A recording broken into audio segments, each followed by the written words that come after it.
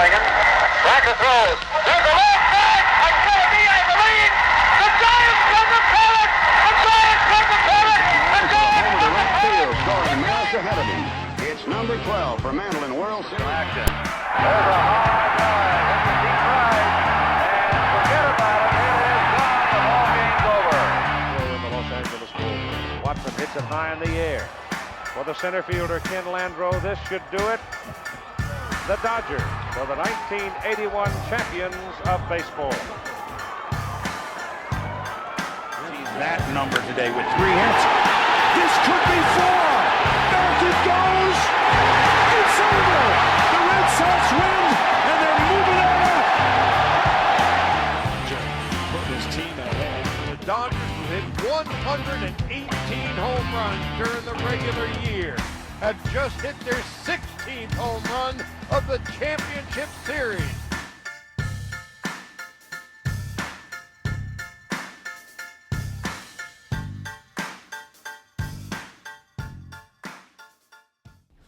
What's up, guys, and welcome to the second episode of Between the Lines. I'm your host, Tanner Kern, and this show is dedicated to all things MLB. So today we got a great show for you guys, and last week was awesome as well, so go check that out. We were talking American League East. Now, I know you guys had a few complaints for me. You said the lighting wasn't good. Went out, got a light. You said I was also an Orioles fan, which I told you guys I was an unbiased baseball journalist, like Jared Carrabis said. And you guys still didn't believe me, so tonight I wore my Red Sox hat. Next week I'll wear some Yankees gear, and then the following week after that I'll pick another team because I am an unbiased journalist, a true fan of this game. So tonight we're talking National League East. National League East could be the best division in baseball because they have so many stars, so many players that we all look up to, and really a talented group. The Mets are projected to win, followed by the Braves, then the Nationals, the Phillies, and the Marlins. Now, the projections that you're seeing in the corner of your screen, those are courtesy of RotoChamp. RotoChamp takes a bunch of different projection services and combines them to get their rankings. Now, I don't necessarily agree with all the wins and loss columns here, but I do agree with the order. Now, the Mets might not be able to win the division now with Carlos Carrasco going down for a few months, but we'll see. So they got the Mets at 92 wins. I think the Mets will be right around 89, 90 wins. Then you got the Braves following them. I think the Braves could drop a little bit this year. I don't know if they'll be able to finish in second. Right now, they're my pick, but as we get underway, they got a lot of questions in their lineup and in their pitching rotation. Then you got the Washington Nationals.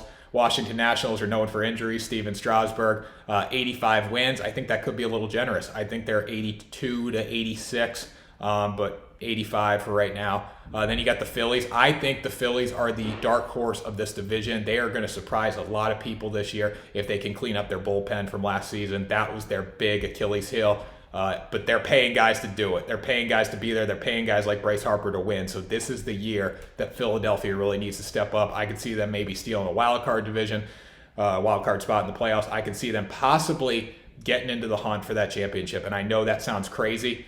The division championship, not the NL pennant, but I know that sounds a little crazy, but they have the team to do it. And then you got the Miami Marlins. Those guys are going to play spoiler this year. I am a huge fan of the Marlins. You got young pitchers. You don't have a guy in that staff over 26 years old, which is just, the future is really bright. Now, this isn't going to be their year to win everything, but they are going to fight. They are going to cause a lot of ruckus in the National League East. So let's talk about the Marlins first, to really take a deep dive into them.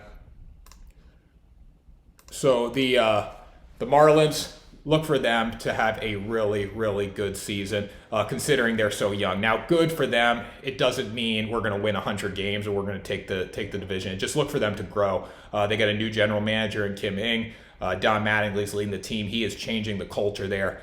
Corey Dickerson's going to lead off for them, followed by Starling Marte. If you are a Marlins fan, you should be pumped that they went out and got Starling Marte in the offseason. This is a reputable veteran. Now, they still need a few more pieces in their offense, but he is a guy that is going to provide a little pop at the top of the order. He's going to be able to get on base, and he is going to help solve those offensive issues that we have seen from Miami in the past. They got a phenomenal starting rotation. Phenomenal. Best starting rotation that you're going to get for guys that are all under 26. There's not one team in the major league that wouldn't take a guy on this rotation for their team because of their young, promising arms. So Starling Marte is a guy probably going to hit about 280. Not the best pop. He's going to be a 20 home run guy, but that's still solid when you're a team that doesn't score a lot of runs. But he should be able to get on base. He works counts. He should have a 330 to 350 on base. 350 would be best case scenario. I think he's more of a 330 guy, but look for him to have a really big year. Then you got Jesus Aguilar, followed by Adam Duvall. Now, Adam Duvall has got to bring the pop this year with the bat. He's got to be the guy that leads this team in home runs. 25 to 30 at a minimum. I need him to hit 25 home runs for this team to do a little damage this year because these arms are so special. You got to give these guys some run support. So if these pitchers at the end of the season, if you look back and they all have, a 8-10 record, if they're all under 500, and 8-10 would probably be pretty good for these guys. But if they're under 500, look at the advanced statistics, look at the hard hit percentages, look at their ERAs, and make sure that you don't get fooled by these numbers because they're not going to get a lot of run support, but they are going to dominate batters. So look for those guys in the rotation to have a really, really great year. But back to the offense, Adam Duvall has got to lead the charge here.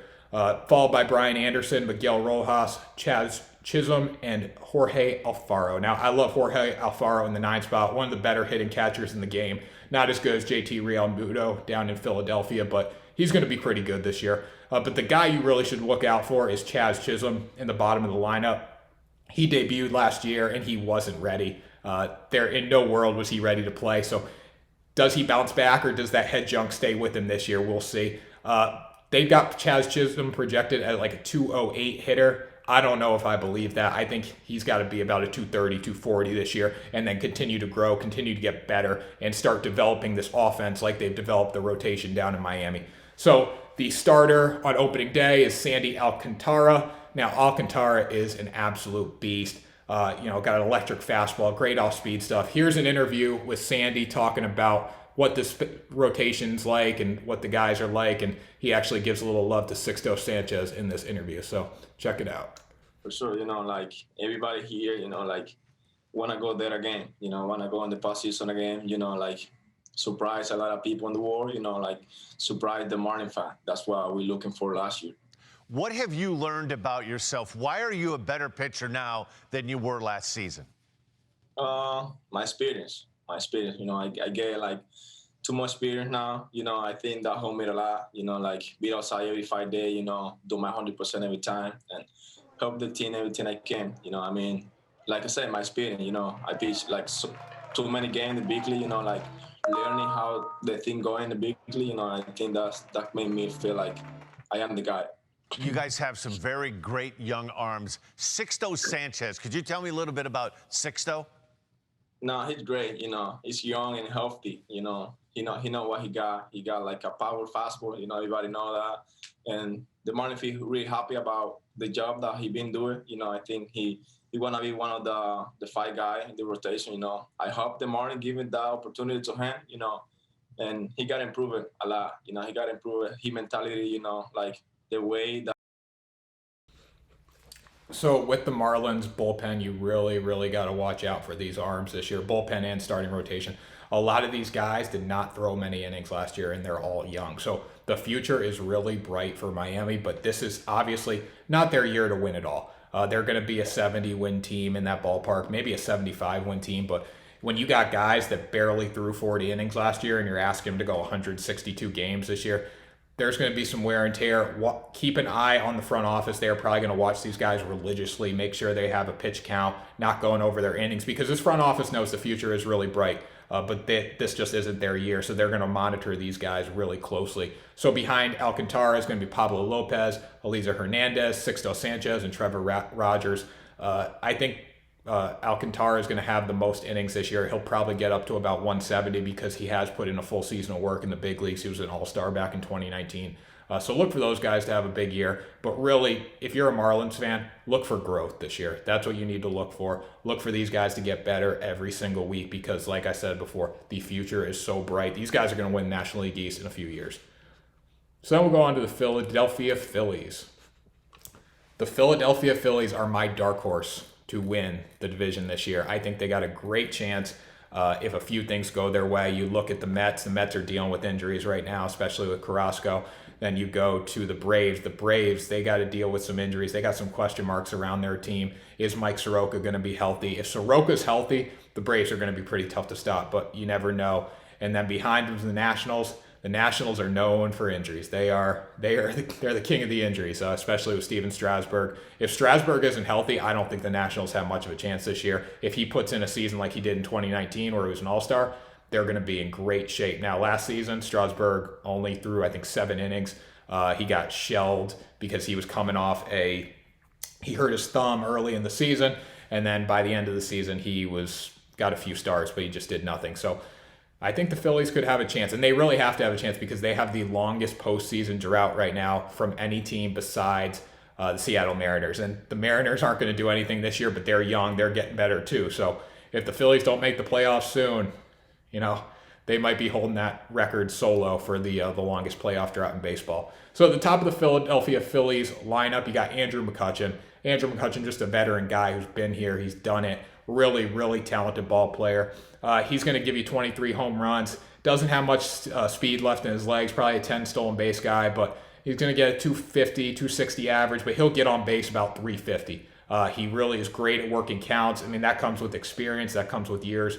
Taking at-bats, he'll work counts, he'll take balls, he'll get on base. That's what you need at the top of this order with guys behind him like Rhys Hoskins and Bryce Harper.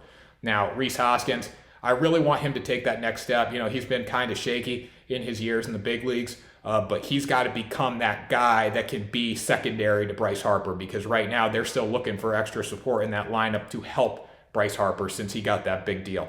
But when you look at this lineup, it's defined by Bryce Harper. If Bryce Harper hits, the Phillies are going to be in decent shape. If Bryce Harper doesn't hit, the Phillies could be in for a rough year. So here's a video of Bryce Harper going yard earlier in spring training. I mean, the guy's just got an amazing swing, big stick. He can swing it all over the ballpark. He's been hitting so many bombs in spring training. So check out this swing. Next week. That one's out to left field. That sounded like it was hit well. Going back is Kramer, and it is gone. That is way out of the ballpark. Bryce Harper in his first spring training at bat smokes one the opposite way. It zipped right on by French. I kind of want to watch that again. How about you guys? Let's check this out again. Watch this swing. Watch how smooth he is with the bat in his hands. Next week. That one's out to left field. That sounded like it was hit well. Going back is Kramer, and it is gone. That is way out of the ballpark.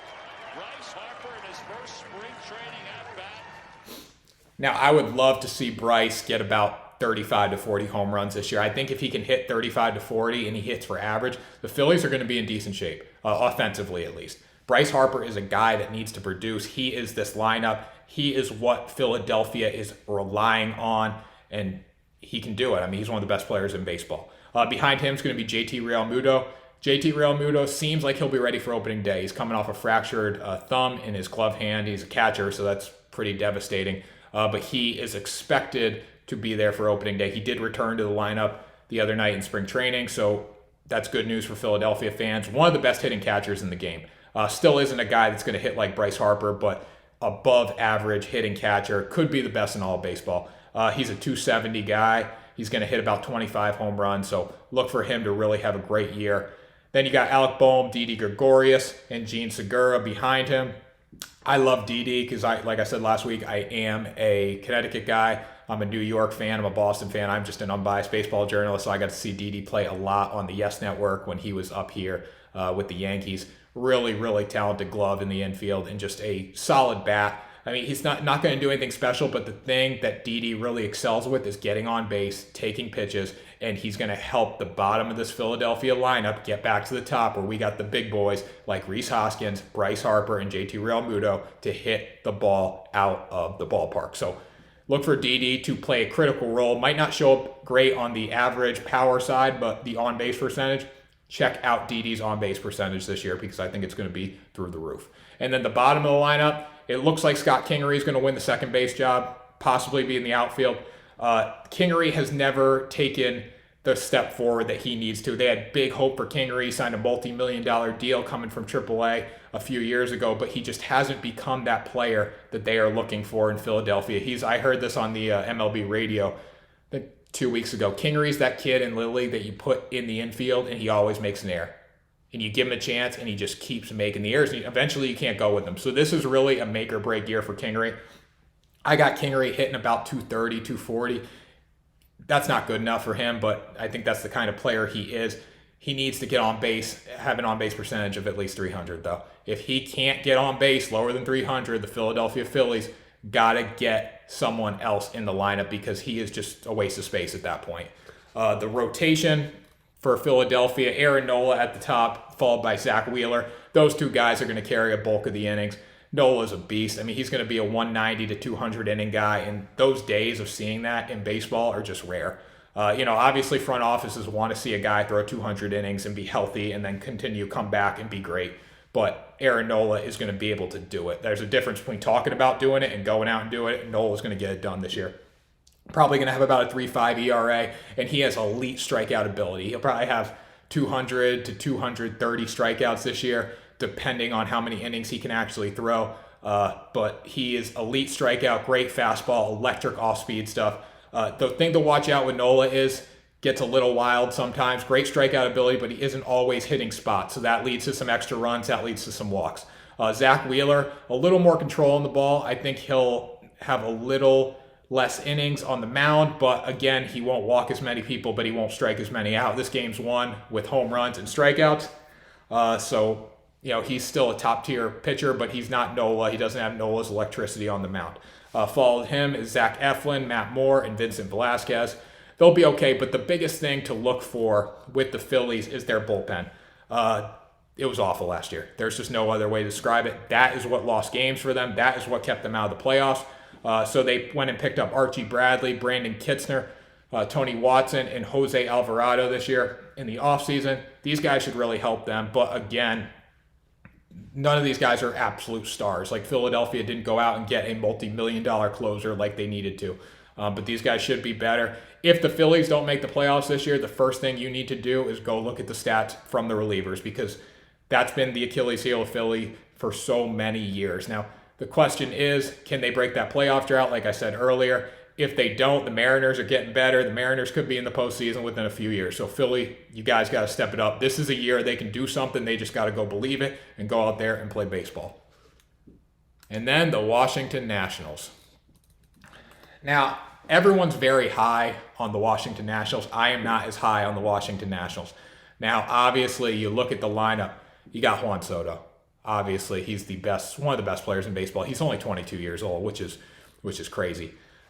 He had the best on-base plus slugging in baseball since 2004 last season. I mean, he is just legit. There's no other way to describe it. He's one of those guys that you can include in the Mike Trout conversation for like best players in baseball right now. And he's close to 10 years younger than Mike Trout. So Juan Soto, look for him to have an absolute monster year.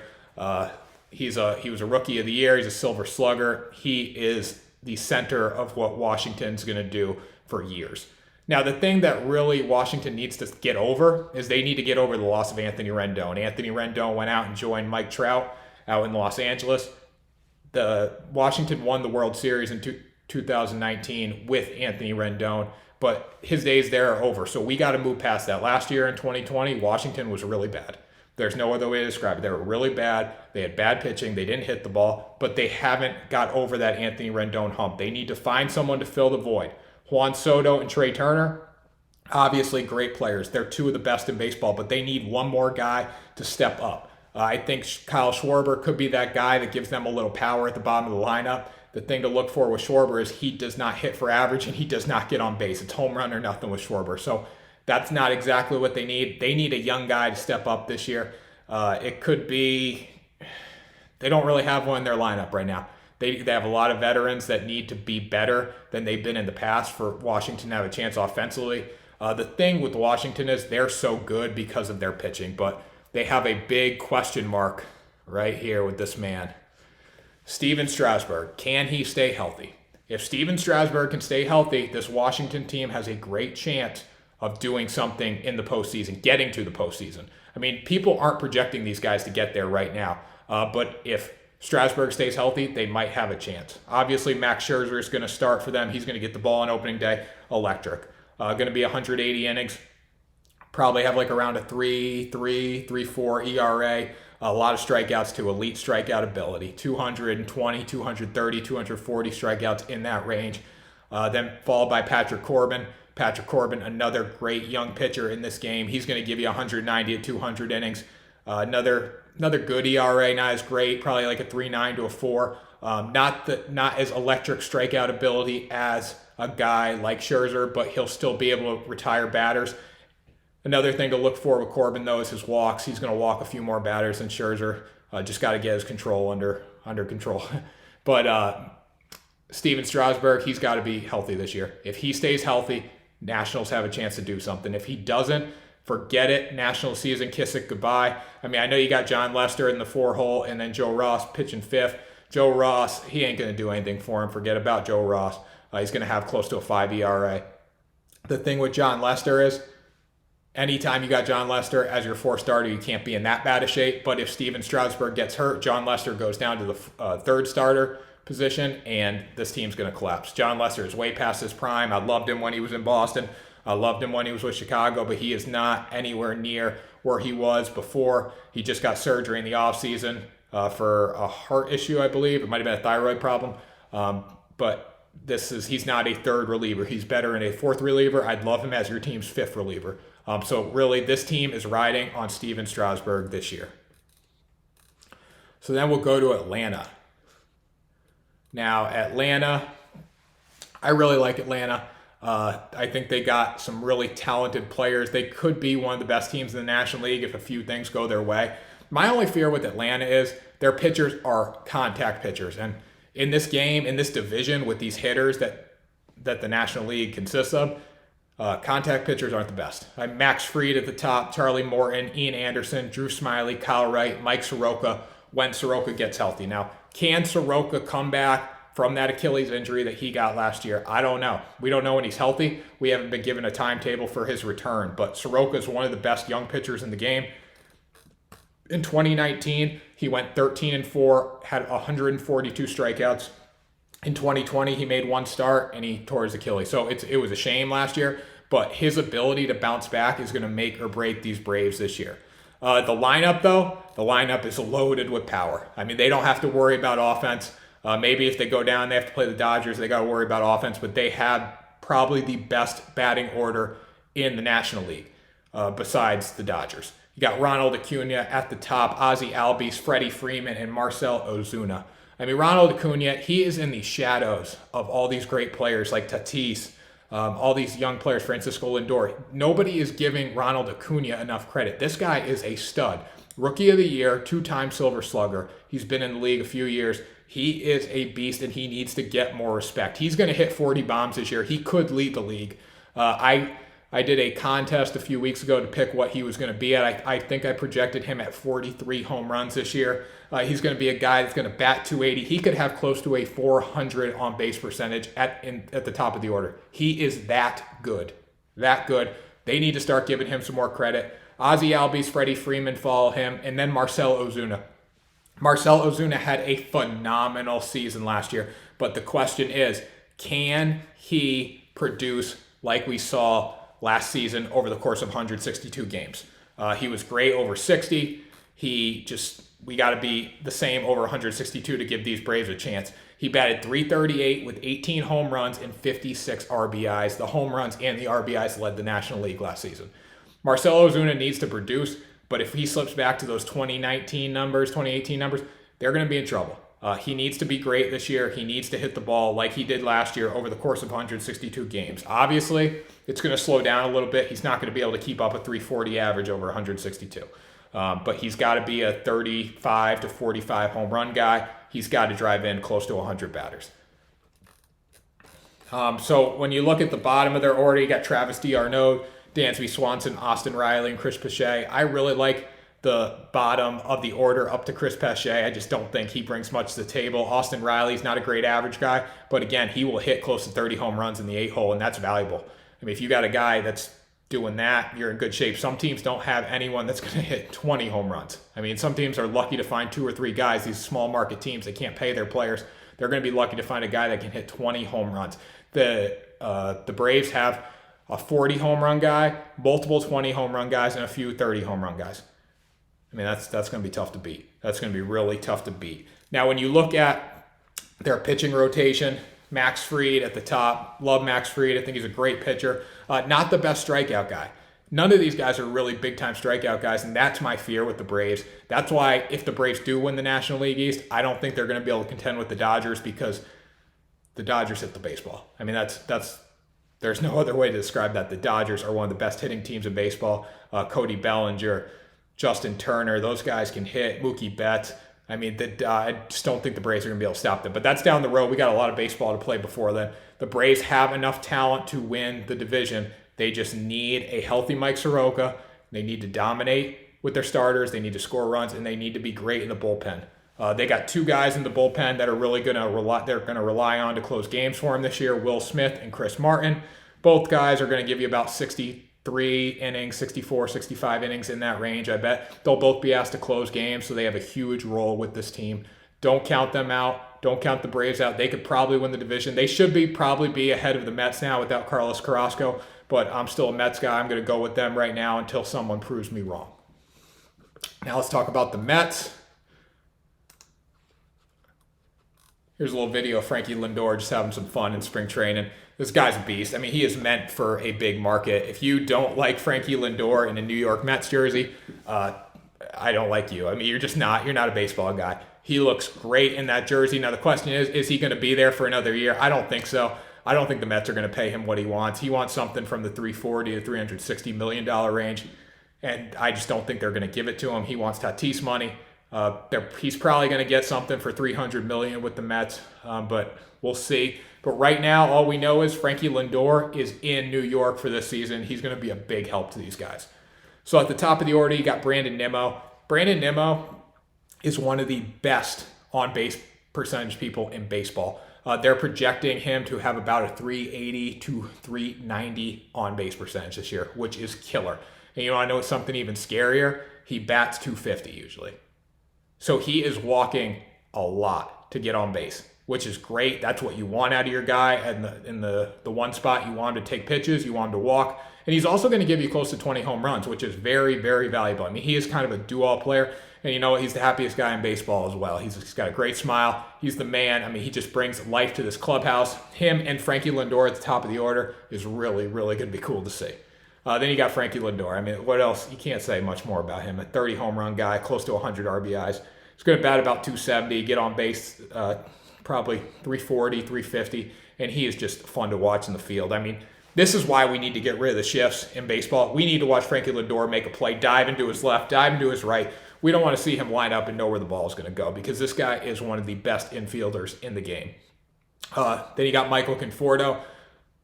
Conforto might not be with the Mets next year, but I think he's going to be more willing to take a team-friendly deal over what Francisco Lindor is going to take. Francisco Lindor is not going to take a team-friendly deal, but Michael Conforto is one of the best ball players in baseball. He's shown that he can play in a New York market. Really good, really talented. He's going to be a 360 on-base guy. Should hit about 30 home runs. Then you got Pete Alonso. Now, Pete Alonso slumped big time last year.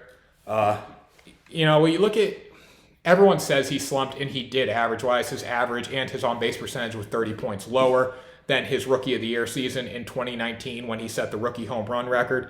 But the thing about that is he still hit 16 home runs last year. So, you know, we gotta take it for what it's worth. It was a slump, but he did contribute something to this lineup where a lot of people did not contribute anything. The Mets finished in 5th place. So if the Mets are able to bounce back after a 5th place and win the division this year, it would be a huge turnaround. And shout out Michael Cohen for buying the Mets this year for $2.275 billion and turning this team around. He said they're going to win championships in 5 years, and I believe him.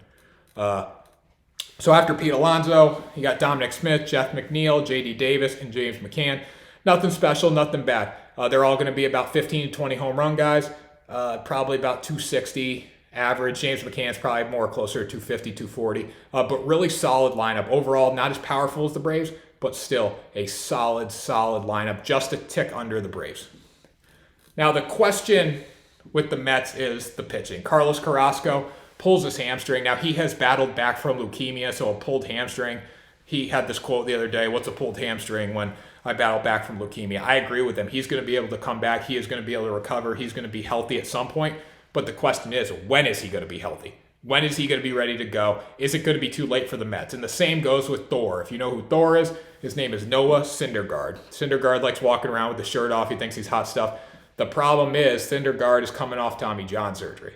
So Syndergaard is not going to be ready till at least June, possibly July. And, the seasons are not won in the first couple months, but they are lost. There's a point where you can't come back. So the Mets really need to perform well without these two players. So when they do return to the lineup, they have a chance, because the bottom of the Mets the Mets rotation right now with David Peterson and Joey Lucchesi, it's scary. It's really scary. I don't think these guys should be anywhere near a starting rotation. I think David Peterson should have been the fifth starter until the return of Syndergaard, and these guys will be better fit in the bullpen though, but because of injuries, they got to step up and do something for their team.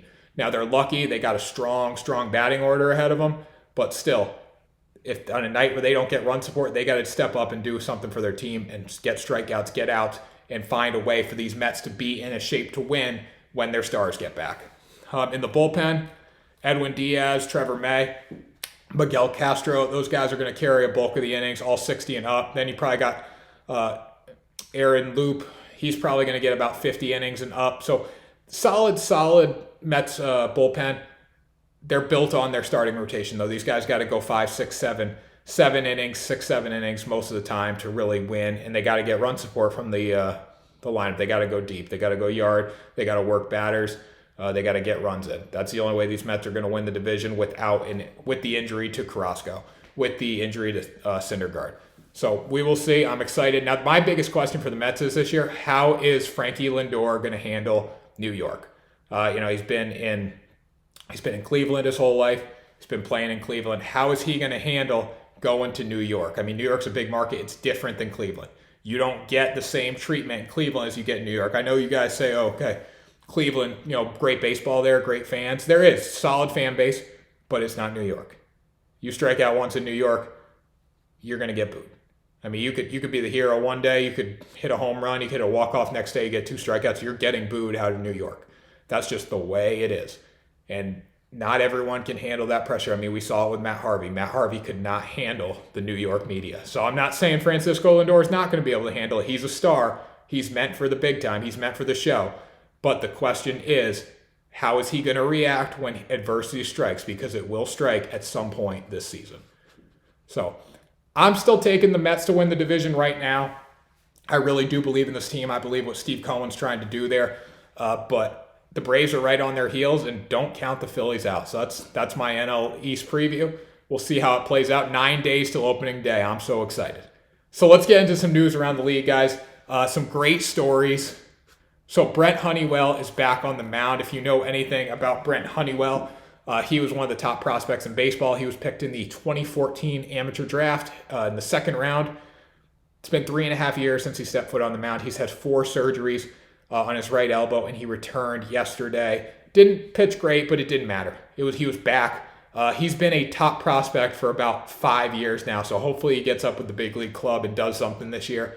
So here's Brent Honeywell after his outing yesterday. I feel like it was another day at the yard, honestly.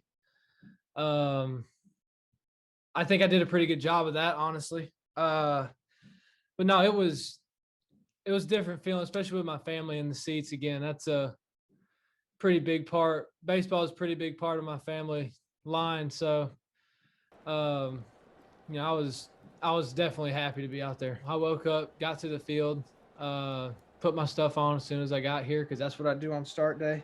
I got kind of amped and, getting loose, getting ready to go out to the field. But I just told myself, I gotta control a little bit of emotions right now, not get too high, not too low, just kind of keep it even keeled. And so there was Brent Honeywell. Great story. I'm rooting for the kid. He's 25 years old, I believe. So, hopefully he gets off that prospect list, and hopefully he helps the Rays, because if his presence in the Rays in the coming years, they're going to be very, very good. He's another guy that could help fill the void of a Snell or a Morton who are lost as he continues to progress.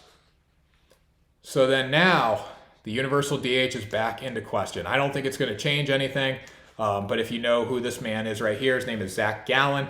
Zach Gallen hurt his right forearm swinging a baseball bat. And the main complaint about not having the universal DH is, okay, the pitchers are going to get hurt. We're literally asking guys who don't take batting practice every day to go in and stand in and take a 100-mile-an-hour fastball. Now, Gallen was not hit with the ball. He was swinging. He probably doesn't do it much. His body didn't react right, and he pulled a muscle, pulled something in his arm. They're still waiting on the results, see how long he's going to be out for. But this is something that brings up the question, why don't we have a universal DH? Because, Zach Gallen, one of the best young arms in the game, but he's not a Jacob deGrom, obviously. He's not a Max Scherzer. He's not one of those guys that would change the rules immediately if he was hurt. But you got to think, what happens if this would happen to Jacob deGrom? What happens if this would happen to Max Scherzer? The rule would be changed immediately. And they're arguing about money. Rob Manfred, the commissioner of baseball, always says that he has the best players, or he has the best interest of the players in mind. I don't believe him. I don't believe him. If he truly did have the best interest of the players in mind, he would find a way to get the universal DH implemented this season. So, this injury could change something, but we'll see. It probably won't right now, but in 2022, expect a universal DH. Kirby Yates. Kirby Yates is the Blue Jays closer, expected to miss multiple weeks because of a strain in his right arm. Kirby Yates was really going to help the Blue Jays this year. Without him, this kind of evens the playing field with the Yankees now with the Zach Britton injury. He came from the Padres last season. He had a 1.19 ERA. Just phenomenal. Just phenomenal. He was an all-star. But he only signed a $5 million contract this year with the Blue Jays. So something, that money was not indicative of what he's done in the league. So the Blue Jays must have known something. They must have known he was injury prone. Now in 2020, his season did end a little early because he had bone chips in his arm that had to be repaired. So he was forced to be shut down. But he only got $5 million with them, but he was going to be a huge part of this rotation. So he's expected to miss multiple weeks. They really didn't give a timetable, but you never know. It could be longer. When they say multiple weeks and they don't give a specific timetable, it usually means that it's going to be longer and they're trying to calm down the fans. So expect Kirby Yates to not be in action for a good chunk of the first portion of the season. And then finally, the Mets. The Mets turned a triple play in spring training yesterday. It was great to see. The Mets are one of the best teams in baseball. I got them to win I'm picking them to win the National East, like I just said, but they did it against the Houston Astros, and everyone hates the Houston Astros, so you can't. It's great to watch the Houston Astros get hit into a triple play by the Mets, no matter who it is. So check this out. Here's the triple play. Get the pitch for Eichhoff, and that one drilled, and it'll be a double play, a triple play. That's how you get out of an inning. That might be the ultimate spring training at bat ever. You're not kidding. Ball absolutely smoked with the bases loaded and nobody out, and the Mets pull off a triple play. This is how you get out of a jam. That's one, that's two, a triple play. That might have been the greatest spring training at bat of all time. Altuve squaring one up, hitting a rocket. The play over to second base. Straw might have been safe, but credit to the second base umpire for raising the right arm to speed things up. So anytime the cheaters get hit into a triple play, it's great. It's newsworthy in my mind. So that does it for today's show, guys. I really appreciate you joining me tonight. Happy Tuesday, first of all. I'll be back on Thursday with another show. We're going to be previewing the National League Central on Thursday. It's going to be an awesome show. There's a lot to talk about in the National League Central. I know a lot of Cardinals fans, so we'll see if any of those teams can do anything. National League Central could be one of the worst divisions in baseball. There's a little preview for the show, but we'll save that for Thursday. So if you want to connect with the show on social media, go to @BTL Baseball Show on Instagram and Twitter. And then you can follow me as well on Instagram @TannerKern or Twitter @TannerKern_. Happy to talk to you guys about baseball. I love talking about this stuff, so don't be afraid to reach out. So thank you for joining me, and I will see y'all on Thursday. Up there swinging. Backer throws. There's a left back. It's going to be, I believe, the Giants from the pellets. The Giants from the pellets. The Giants Over to from the left pellets. field, scoring miles ahead of him. It's number 12 for Mandolin World Series. Action. There's a hard drive. It's a deep right. And forget about it. It is gone. The ball game's over. In the Los Angeles Bowl. Watson hits it high in the air. For the center fielder, Ken Landreau, this should do it. The Dodgers are the 1981 champions of baseball. That number today with 3 hits. This could be 4. Back it goes. It's over. The Red Sox win, and they're moving on up. Put his team ahead. The Dodgers, who hit 118 home runs during the regular year, have just hit their 16th home run of the championship series.